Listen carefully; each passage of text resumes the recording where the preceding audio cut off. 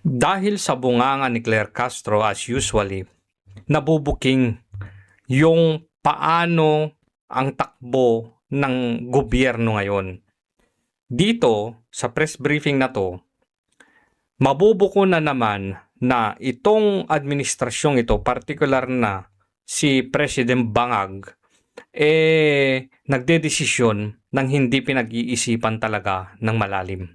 Na atat itong si Claire Castro na sabihin yung good news, pero walang pang matinding pag-aaral talaga. Ganito kabangag ang administrasyon ngayon. Dito sa press briefing na to, ibinida ni Claire Castro na pinag-aaralan daw o priority bill na i-abolish na yung travel tax. Magkano ba yung travel tax na pinag-uusapan dito? Saan napupunta? At ano ba ang magiging impact nito sa pangkaraniwang Pilipino? Dahil kapag ikaw, presidente ka, may programa ka, may batas ka na gustong ipasa, priority bill para maging batas, hindi ba dapat ang magikinabang ay hindi lang iilang mga Pilipino, kundi lahat dapat, mula sa pinakamalaki hanggang sa pinakamaliit, mula sa bilyonaryo hanggang sa nagtitinda ng kwek-kwek banana Q sa lansangan. Ganon dapat, pero hindi. Iba. Panoorin natin to ha. Afternoon, Yusek. On the abolition of travel tax, ma'am, yung ibang tourism stakeholders naman natin, hindi naman pinupush na i-abolish totally because nakatutulong nga naman sa atin. But then, gusto lang nila mapababa. And at the same time, hinihingi lang nila sa TIEZA yung full report na kung saan nagamit ang mga travel tax na binayad ng ating mga turista. Ano po yung comment ng Malacanang? Ang travel tax po ay ginagamit unang-una po ang 50% dito ay sa mga TIEZA tourism projects, infrastructure projects. Ang 40% naman po ay educational assistance at scholarship sa CHED. At ang 10% naman po ay para sa pag-promote ng culture and heritage po natin. Ito po. Hindi yan yung tanong, pero good to know. Thank you, Yusek Claire Castro. Marami palang napupuntahan. Malaki ang chunk doon na pupunta sa CHED, sa edukasyon. Ngayon, ang sabi ni kalbong reporter, bakit hindi na lang maglabas ng report? Bakit kaya? Ba't kaya hinihingi na maglabas ng full report? Mamaya, masasagot yan. Pero, sabi niya din na yung ibang stakeholder, Yusek, hindi naman nila sinasabing i-abolish eh. Bawasan lang. Mamaya, makikita natin magkano ba talaga yung nakukolekta dyan sa TIEZA na yan. Dyan sa travel tax na yan. Po ay sa tulong po at sa pagtulong sa National Commission in Culture and the Arts po. Ma'am, can the palace ask TIEZA, particularly the boss of TIEZA is Mark Lapid, to issue a full report on the tourism infra projects na naisagawa during his long tenure? Dahil hindi nasagot ni Claire Castro yung unang tanong niya, inulit niya, hindi pa pwedeng maglabas ng full report si Mark Lapid. By the way, si Mark Lapid, 2009 or 2019 pa yata. Basta matagal na. I think 2019 na siya yung siya yung head ng TIEZA. Yung anak ni Lito Lapid. Ito naman po ay sumasa ilalim din po sa COA examination. Alam namin yun, Yusek. Pero may point si kalbong reporter. Bakit? Bakit niya hinihingi na maglabas ng full report? Ito ang dahilan. Recent COA audits of the tourism TIEZA have highlighted significant financial and compliance concerns, including questioning 13.8 million in 2023. Representation expenses for officials keen and requiring improved management of assets and procurements. May issue. While audits 2021 to 2024 have generally verified the accuracy of financial report, they emphasize the need to address, for example, the titling of 114 million in properties. So may mga properties na pinagbibili ng TIESA na wala pang titulo. Lupa to, wala pang titulo. 100 million.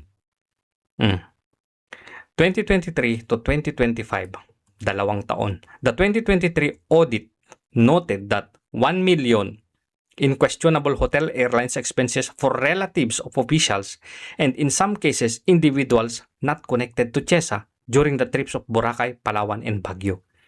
May questionable.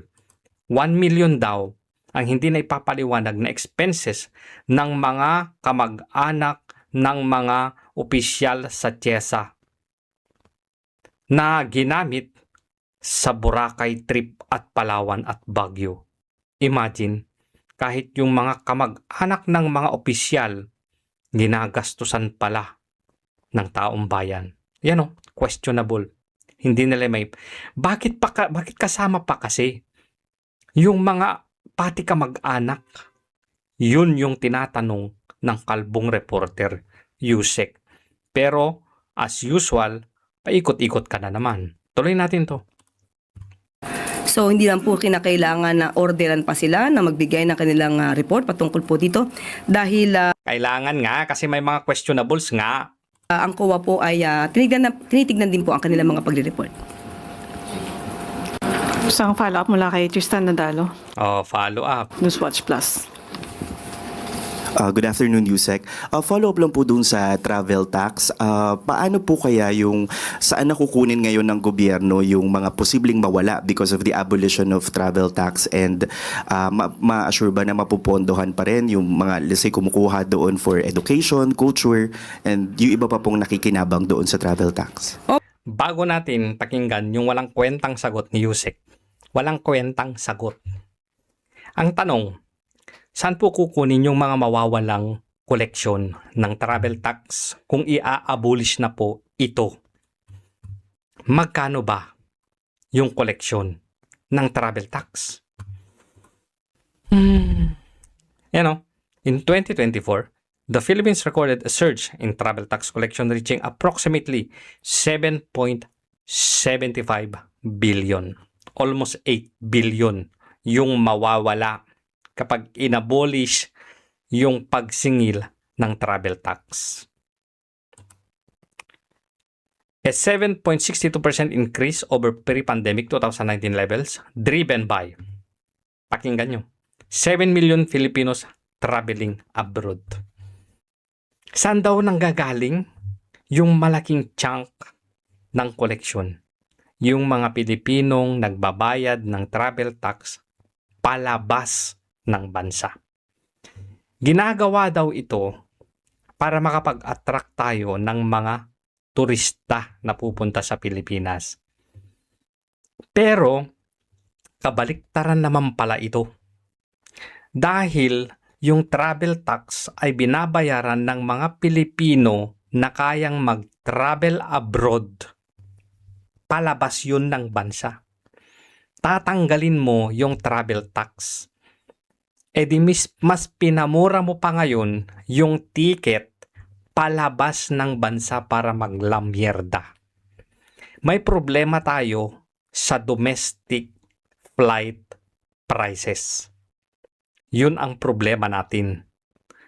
Yung mas mataas pa yung ticket papuntang Manila to Siargao kaysa Manila to Vietnam or Manila to Thailand. Tapos, tatanggalin mo yung travel tax na binabayaran ng mga Pilipino o mga turista, sabihin na natin ibang lahi, pero marami 7 million Filipinos daw ang nag-travel palabas ng bansa. E di mas mura na ngayon yung ticket palabas ng bansa. kung mas mura na dati na may tax pa, travel tax, mas mura na ngayon, natatanggalin mo kumpara mo doon sa domestic flight. By the way, ang domestic flights ay hindi nagbabayad ng travel tax. Ang binabayad lang nun, VAT at saka terminal fee. Katarantaduhan, di ba? Papagaanin mo yung pagbili ng ticket ng mga kayang mag-travel abroad na mga Pilipino. Ano ba yun? Sino ang magbe-benefit dito? Yung mga Pilipino na kayang mag-travel abroad at doon sa ibang bansa gumastos. So anong impact nito? Sa halip natutukan mo yung domestic flight na pababain para makakompete ka sa murang airfare palabas ng bansa, ibababa mo pa ngayon yung presyo ng flights pabalabas ng bansa. O edi mas ini-encourage mo pa ngayon yung mga Pilipino na mag-travel na lang sa abroad. Doon na lang maglamyerda.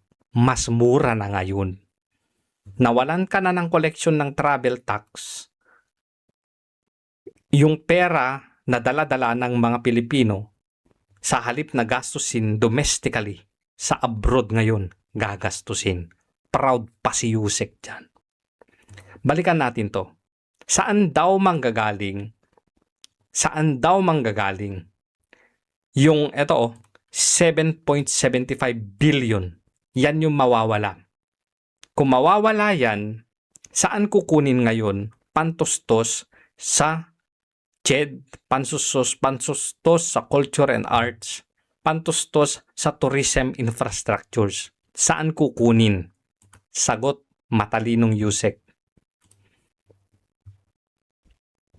Opo, kapag ka po ito ay nagkaroon ng na-abolish na po lahat at hindi lang kumbaga deduction lang yung fee, ito naman po ay pupuntahan ng gobyerno. Of course, sa pamamagitan po ng GAA. Tragis naman, napakagandang sagot naman. Ginagago mo ba kami, Yusek? Natural. Lahat naman ng proyekto ng gobyerno, kuha sa GAA nang gagaling. Tanga ka? Ang tinatanong dito, saan kukunin yung pera? Hindi sino ang magbibigay ng pondo dahil GAA talaga manggagaling yung gaga. Ang tinatanong dito, saan mo kukunin yung 8 billion na mawawala kapag inabolish? Kasi priority bill yan ni Bangag. Saan mo kukunin? Kunwari, Yusek, hatiin na lang namin yung sahod mo ha. Lahat ng Yusek, lahat ng sekretary, kalahati na lang sahod ninyo. Ilalagay natin sa pondo ng TSESA. Ganun ang ibig sabihin niya. Kunwari, wala ng confidential fund si Bongbong Marcos, tatanggalin na lang.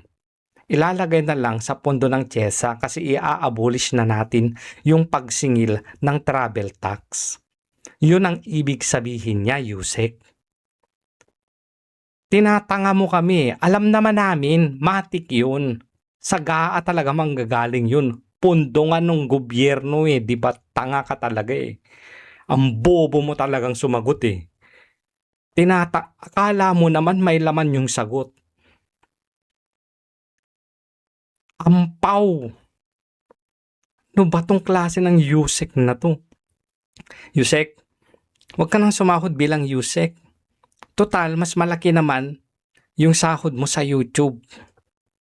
Para yung sahod mo, bigay na lang natin sa TSESA. Yun! Ganun ang ibig sabihin ng tanong. Ang bobo. O eto, mas malala pa yung susunod na tanong. Mabubulgar si Bongbong Marcos na isang side lang ang iniisip niya. A related question mula kay Samuel Medinilla.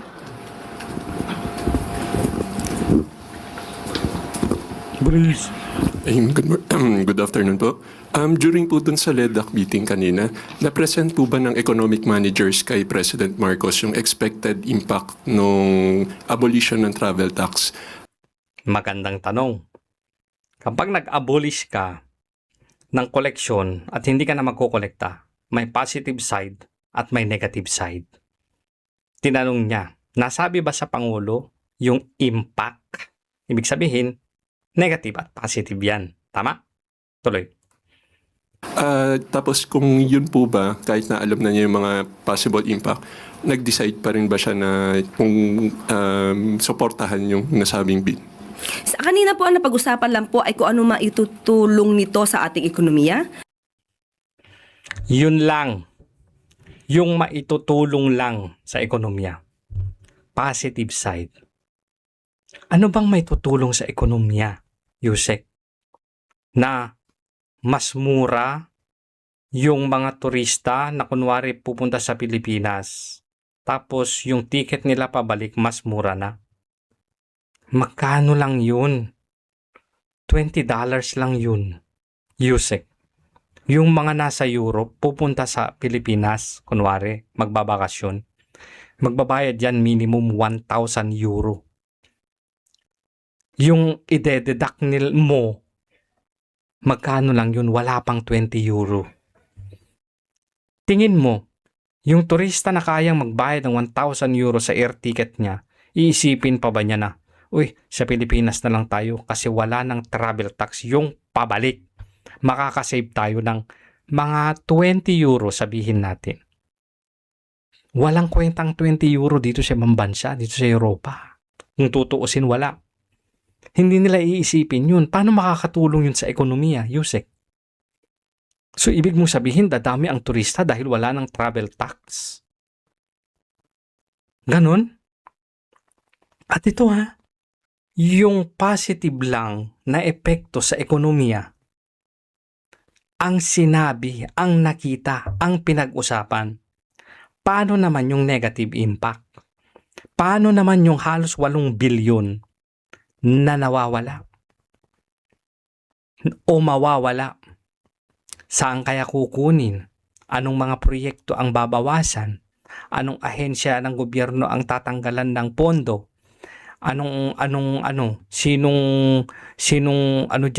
Sinong opisyal ang tatanggalin natin para makasave sa pasahod?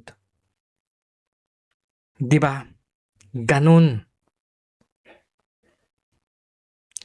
Dapat alamin yung positive at negative. Binuko mo na naman ng Bongbong Marcos dito na ang iniisip lang niya yung isang side. Hindi niya iniisip yung posibleng maging negative impact ng pag-abolish. Kaya nagiging nagkaletse-letse itong gobyerno na to. Kasi yun la, iba Kumbaga sa kabayo, may sarado dito tapos straight lang yung nakikita. Hindi mo nakikita yung sides na yung dyan sa side pala. Ang dami na palang mga ibang nilalang. Siyempre, pag nakasinghot ka, kung ano-ano na yung nakikita. Anyway, dito mo makikita na yung out of control talaga. Hindi ba dapat kapag priority yung gusto mong mangyari, bill ito na magiging batas, dapat lahat ng Pilipino makinabang. Hindi Noong 2024 daw, 7 million na mga Pilipino ang lumipad papuntang ibang bansa. Yun lang yun. Yung matutulungan nun. Kung magta-travel pa sila ulit. Paano naman yung iba?